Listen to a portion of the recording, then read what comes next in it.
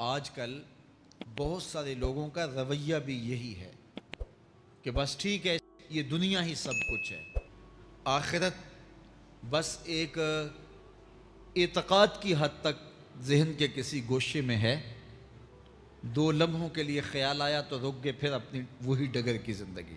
لیکن آخرت جب تیقن کی اس منزل تک پہنچ جائے، پھر انسان کے اعمال کے اندر خود بخود جو ہے وہ نظم پیدا ہو جاتا ہے کہ چونکہ میں اللہ کے حضور پیش ہونا ہے اور ایک ایک عمل کا میں نے حساب دینا ہے۔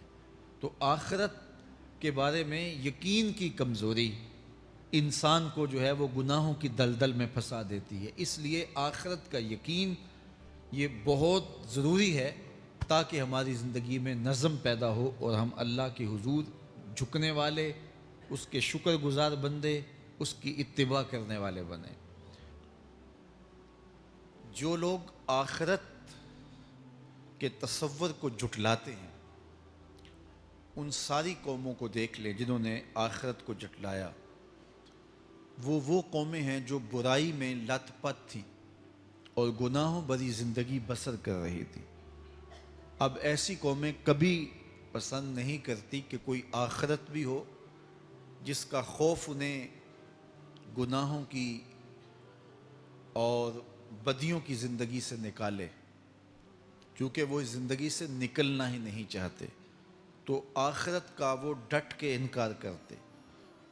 قریش مکہ نے بھی آخرت کا ڈٹ کے انکار کیا اور کہا کہ ہم آخرت کو نہیں مانتے، چونکہ اگر وہ آخرت کو مان لیتے ہیں تو پھر زندگی کی تمام تر مکاریاں، دجل و فریب، تلبیسات، لوٹ مار، ظلم و جبر جو کمزوروں پر وہ روا رکھے ہوئے تھے، اس کا جواز باقی نہیں رہتا تھا۔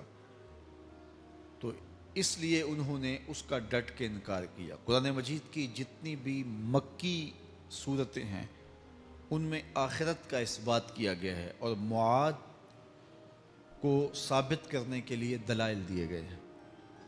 یہ سورہ القیامہ یہ بھی سورت نزول کے اعتبار سے مکی ہے۔ سورت کا آغاز قسم سے کیا جا رہا ہے، لا اقسم بیوم القیامہ، روز قیامت کی قسم یاد کرتا ہوں۔ اللہ تعالیٰ نے قیامت کے دن کی قسم کی۔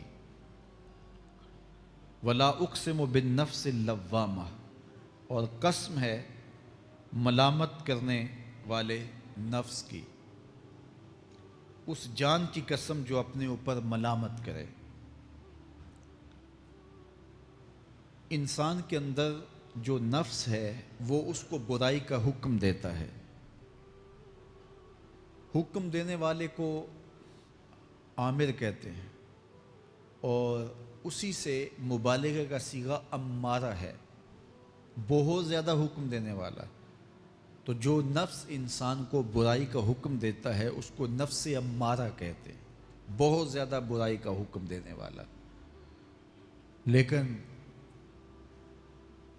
اللہ تعالیٰ جل شانہ دین کی برکت سے جب نفس کی اصلاح کرتا ہے تو نفس امارہ نفس لوامہ بن جاتا ہے، جو ملامت کرتا ہے، برائی پر بندے کو روکتا ہے۔ اندر ایک جنگ چلتی ہے، بندہ گناہ کرتا ہے لیکن اندر اس کا نفس اس کو ملامت کرتا ہے کہ تم غلط کر رہے ہو۔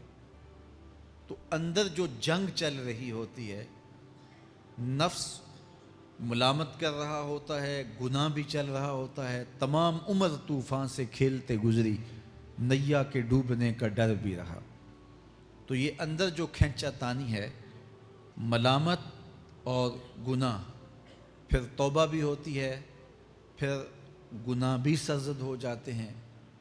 تو یہ نفس لوامہ جو گناہ سے بندے کو روکتا ہے، اللہ تعالیٰ جل شانہ نے اس نفس لوامہ کی قسم کی ہے کہ مجھے قسم ہے انسان کے نفس لوامہ کی، جو اس کو برائی سے روکتا رہتا ہے اور خیر کی طرف اس کو بلاتا رہتا ہے۔ تو قیامت کی قسم کی اور نفس لوامہ کی قسم کی۔ اور جب نفس مزید ترقی کرتا ہے اور پھر اندر نیکی کی قوتیں پنپتی ہیں، تو ایک وقت آتا ہے کہ پھر انسان نیکی ہی کے ماحول میں جینا شروع کر دیتا ہے، تو پھر نفس کو اطمینان ملتا ہے. اس نفس کو نفس مطمئنہ کہتے ہیں. اور جب نفس مطمئنہ بن جائے تو قیامت کے دن اللہ تعالیٰ جل شانہ آواز دے گا کہ میرے لیے گناہوں کو چھوڑنے والے آجا، تیرا رب تیرا منتظر ہے. سورہ الفجر میں ارشاد فرمایا، یا ایتھا النفس المطمئنہ ارجعی الی ربک راضیۃ مرضیہ فادخلی فی عبادی وادخلی جنتی. اے نفس مطمئنہ آجا، تیرا رب تیرے پہ راضی اور تو رب پہ راضی، میرے بندوں میں داخل ہو کے میری جنت میں داخل ہو جا.